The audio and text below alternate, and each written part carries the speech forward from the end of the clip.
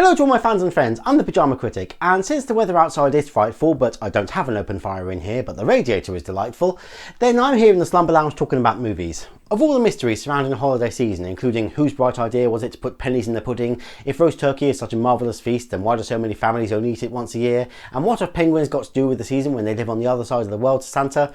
The biggest question I have is, how did anybody think it was a good idea to make 3 of these? After having a new guy becoming Santa and then meeting Mrs. Claus, we have to ask, what other clause could there be in his contract that he failed to notice before? Are they obliged to have a baby perhaps? Well, that would be a departure from the usual Santa law, as he and Mrs. Claus are not usually shown with offspring.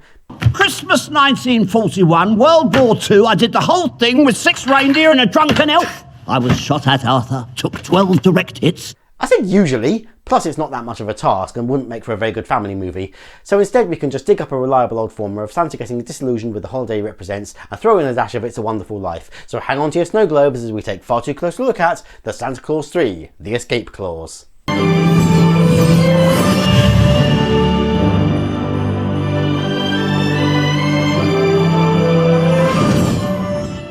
Released in 2006, directed again by Michael Lembeck and starring Tim Allen, Martin Short, Elizabeth Mitchell and most of the rest of the cast in the first 2 movies, the film tells the story of Santa struggling to juggle his duties with family life, pushed to the limit by a visit from his in-laws, ultimately wishing himself out of the Santa Claus role and witnessing what Christmas would be like if he had left the job to somebody else.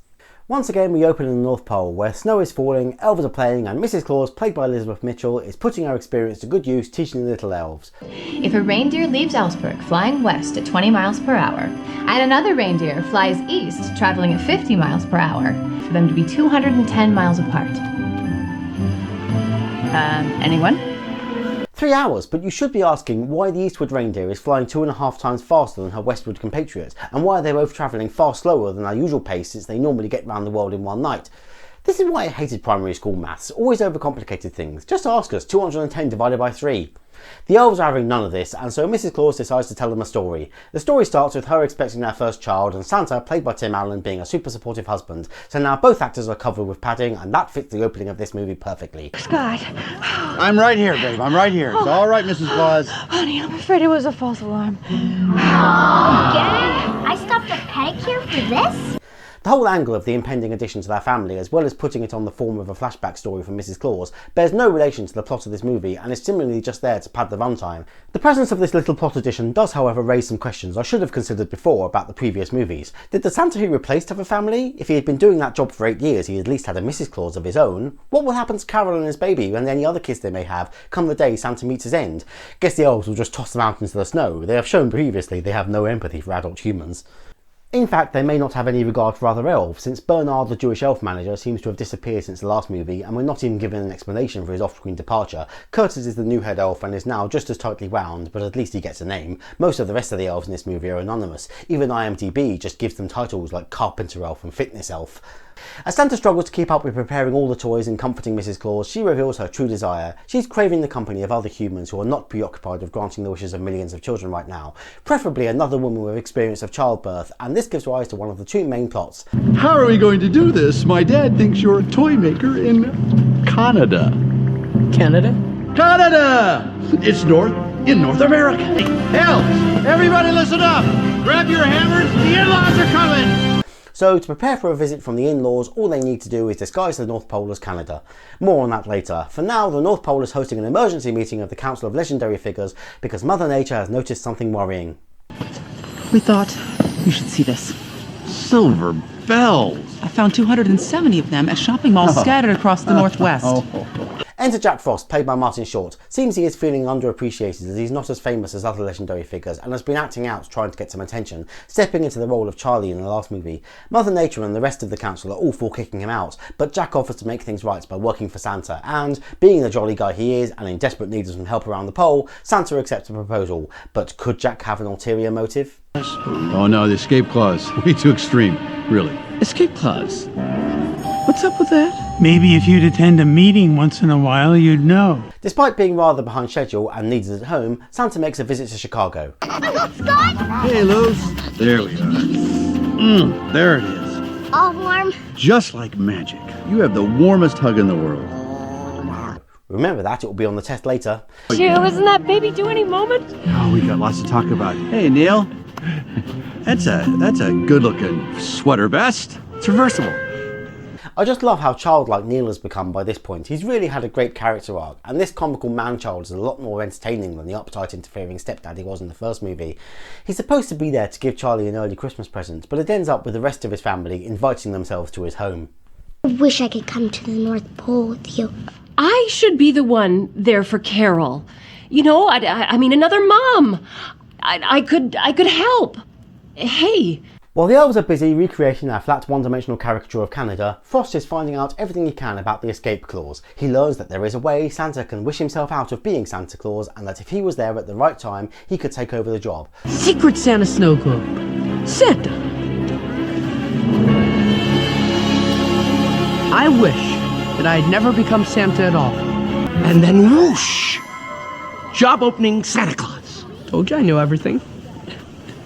Wow. So then would he be Santa and Jack Frost, or would the job of Frost be open to anybody who discovers his frosty suit and puts it on? The rules in this universe are patchy as always. Santa visits his in-laws, a typical bickering old couple, and, with the help of the Sandman, transports them to the North Pole. These characters are so grating, we're all happy to see them put to sleep. So we get back to the North Pole, now fully camouflaged as Canada, by which I mean hockey sticks leaning on the walls, shops selling maple syrup and mayonnaise, a sign offering government-funded dentistry. This really is a cheap joke, and this movie can't get enough of it.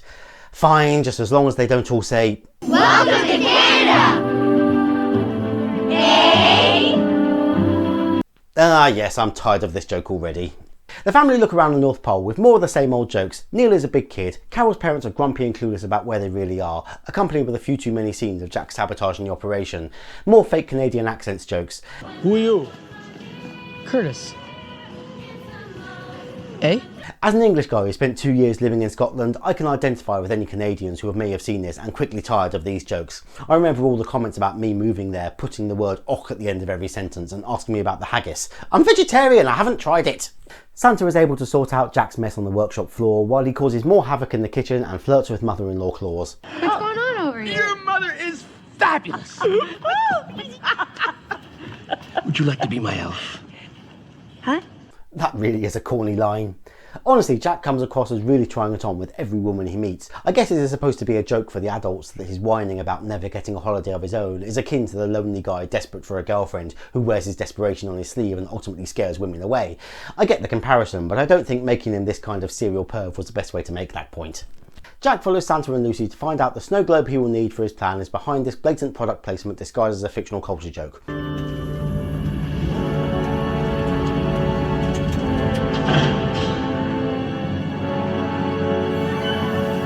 Meanwhile, all this overtime prepping for the big night is cutting into Santa's family time. Don't worry, honey. That's not gonna work. It's busy season. It's always his busy season. Except for the last movie, he made it clear he gets 3 months off starting Boxing Day.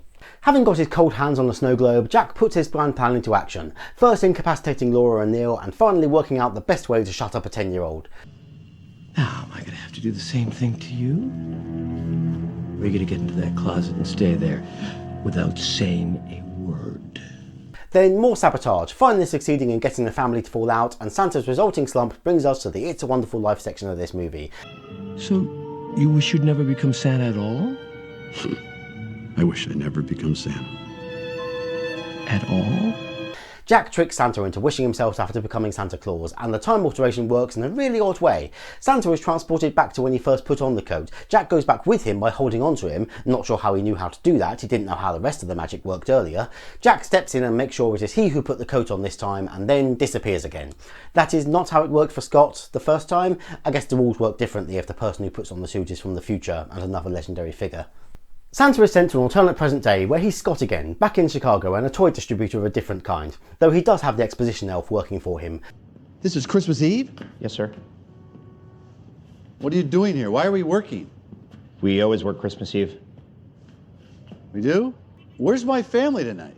Well, you rarely see them, and you don't mention them. Once again, the final act of this movie ends up being rushed, and this time there really isn't an excuse for it, as there was so much slow-paced repetitive stuff earlier.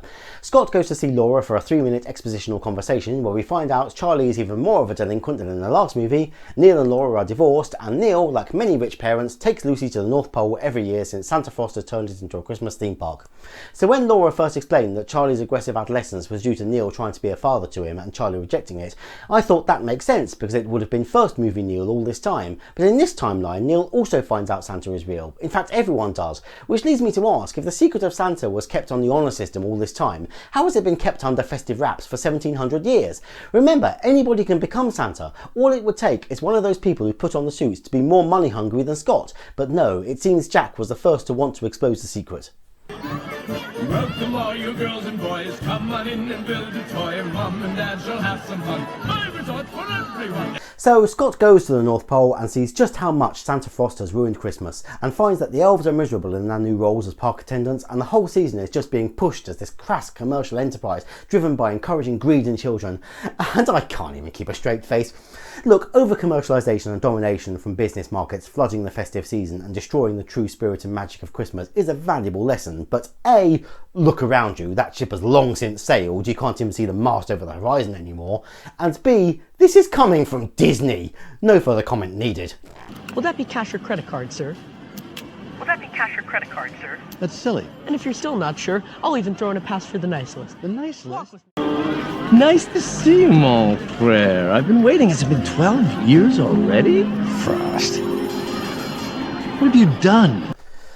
Scott comes face to beard with Santa Frost, who spells out just how he cashed in on Christmas, much to the annoyance of Scott, who still has that Santa worldview. Why don't you chill out and enjoy the swag, huh? This junk is not what Christmas is about.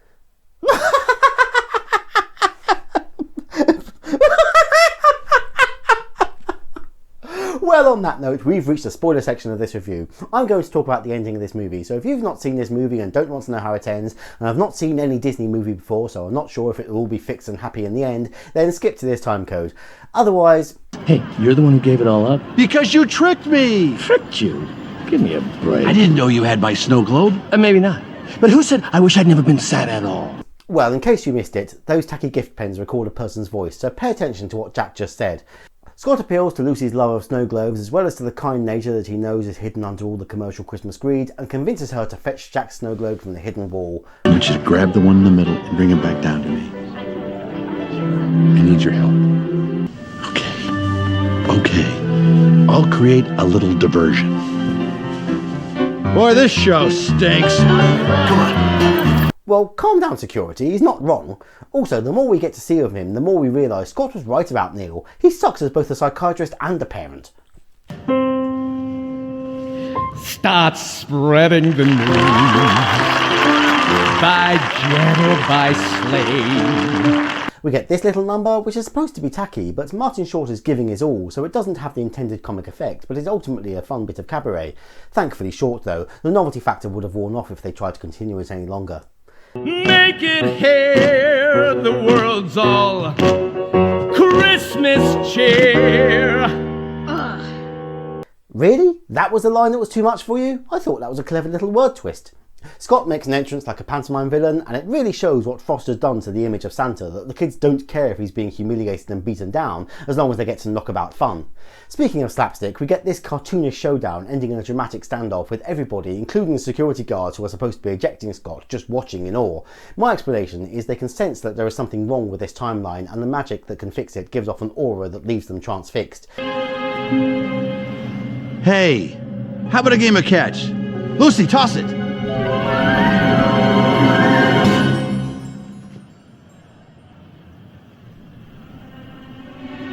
You're never gonna get me to say, I wish I'd never been Santa at all. Deus Ex Biro, and we're back in the Chicago suburbs for the third time. Suffice to say, this time Scott manages to keep Jack from interfering and everything runs as it did before, taking Jack and Santa back to the present.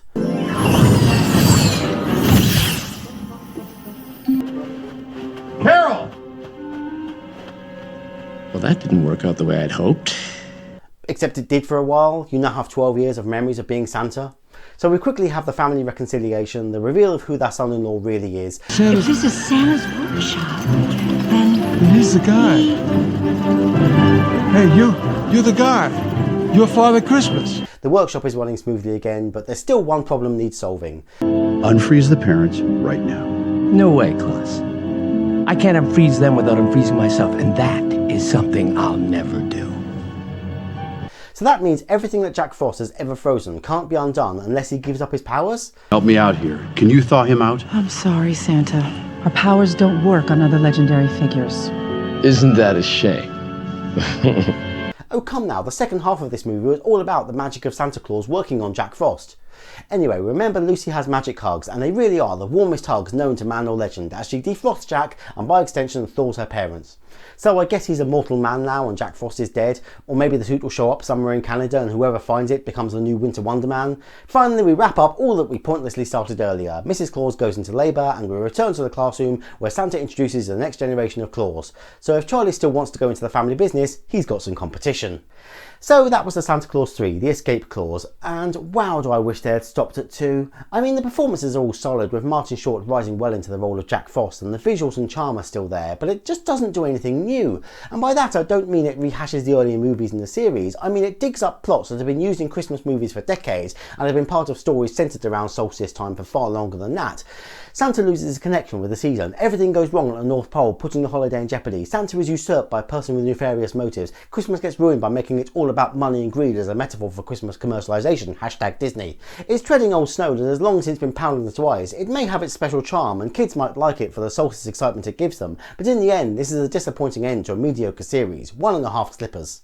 Thank you for watching. If you like this review then please check out my other videos. You can give me a great Christmas present as a reward without costing yourself anything by tapping on that like button, leaving a comment down below about your favourite Christmas movies, sharing this video in any way you see fit, and subscribing for new reviews uploaded every Friday. I've been the Pyjama Critic, and remember, Yule in the Northern Hemisphere wouldn't be what it is without Jack Frost bringing you the winter wonderland to enjoy it in. Show a little appreciation and leave some hot mince pies for him as well, but not if he's Martin Short.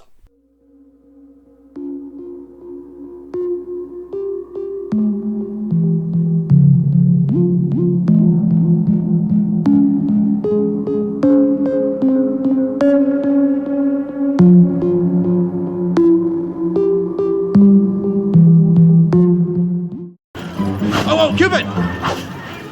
At this altitude, you might want to consider an underdiaper. I don't mind the draft.